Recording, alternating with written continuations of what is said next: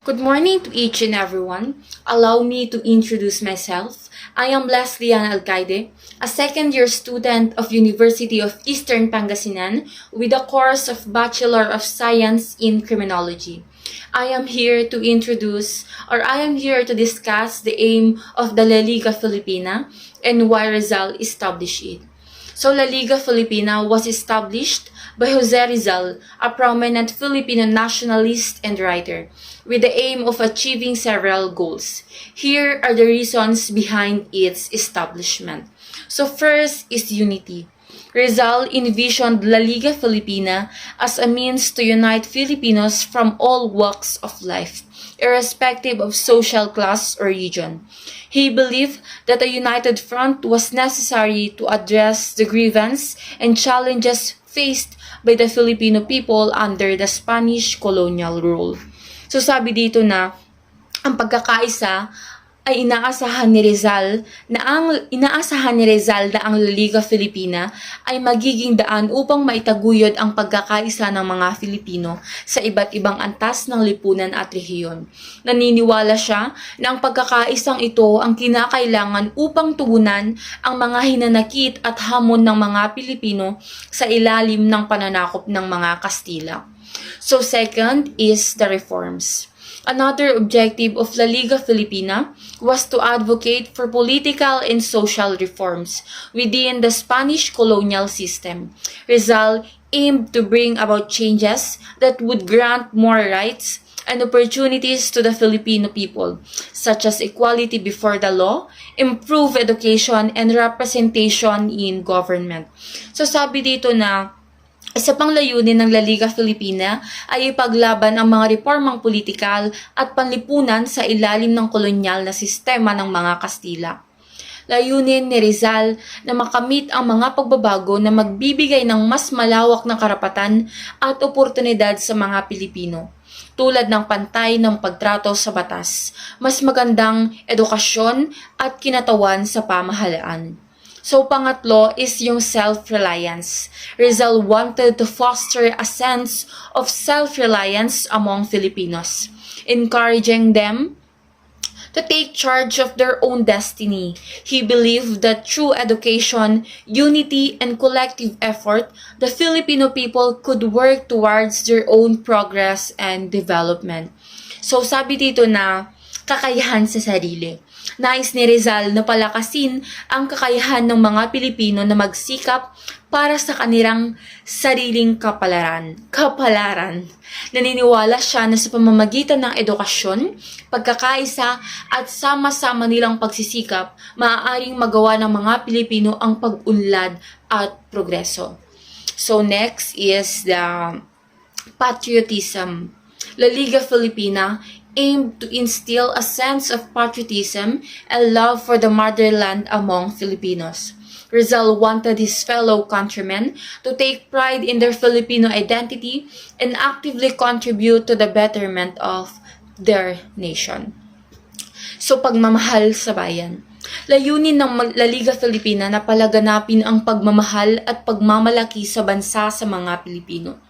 Nais ni Rizal na mahalin ng kanyang mga kababayan ang kanilang pagkakakilanlan bilang mga Pilipino at aktibong mag-ambag sa pagpapabuti ng bansa. So, ultimately, the establishment of La Liga Filipina reflected Rizal's desire to empower and mobilize the Filipino people in their pursuit of freedom, equality, and national identity. So, ang pagtatatag ng La Liga Filipina ay nagpapakita ng hangarin ni Rizal na palakasin at mag-organisa ng mga Pilipino sa kanilang laban para sa kalayaan, pantay na pagkakataon at pambansang pagkakakilanlan. So here are some knowledge about La Liga Filipina that we should discuss. Another reasons, additional points that we can discuss about La Liga Filipina. So first is the founding and dissolution. La Liga Filipina was founded by Jose Rizal on July 3, 1892 in Tondo, Manila. However, it only lasted for a short period of time due to controversies and misunderstanding. Rizal was arrested by the Spanish authorities and exiled to Dapitan in Mindanao, resulting in the dissolution of the organization.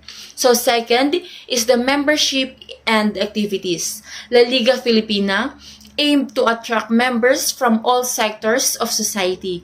It advocated for reforms, peacefully focusing on education, unity, and cooperative efforts. The organization promoted the use of Tagalog as the national language and called for an end to discrimination against Filipinos. So, here again, change in leadership. After Rizal's arrest, leadership of La Liga Filipina was passed on to Andres Bonifacio, who later became the founder of the revolutionary organization Katipunan. Bonifacio continued the advocacy for reform in interdependence but through more radical means. Another one is the influence on Philippine independence. While La Liga Filipina's existence was relatively short-lived, it played a crucial role in the awakening of Filipino nationalistic sentiments. It served as a precursor to future revolutionary movements and organizations that eventually led to the Philippine Revolution against Spanish colonial rule. Again, another knowledge for us to know is the legacy and significance of La Liga Filipina. La Liga Filipina left a lasting impact on the Filipino nationalist movement. It contributed to the formation of collective Filipino identity and the belief in the capacity of Filipinos to govern themselves. The ideals and aspirations of La Liga Filipina became intertwined within the struggle for Philippine independence. These points should provide you with some knowledge about La Liga Filipina, allowing you to engage in a meaningful discussion on its historical context and significance. So sabi dito na, ang one of the aim of La Liga Filipina to be awakened that education is important because education is one of the key for us to success. So we are thankful for the Gico family or for our governor who give us our dreams possible. Because of the free tuition that they gave us, hindi lamang kaming mga Binalonians ang nakikinabang dito. Marami ang mga outside of the Binalonan na tumatangkilik sa ating universidad na isang way para matupad ang aming mga pangarap. And I would like to take this opportunity to give them a very, very big thank you. Because of you, our dreams ay hindi na naisasantabi. Hindi na lamang pangarap ang aming mga pangarap, kundi madali na namin siyang makamit because of the opportunity that you gave us. Free tuition, hindi na kailangan ng mga magulang namin na magkakanda-kuba-kuba dyan para makahanap ng pang-tuition. And in behalf of all the students of University of Eastern Pangasinan, asahan nyo na hindi namin kayo bibiguin. So that's all. And hope you understand and you learned something from me. Thank you for listening.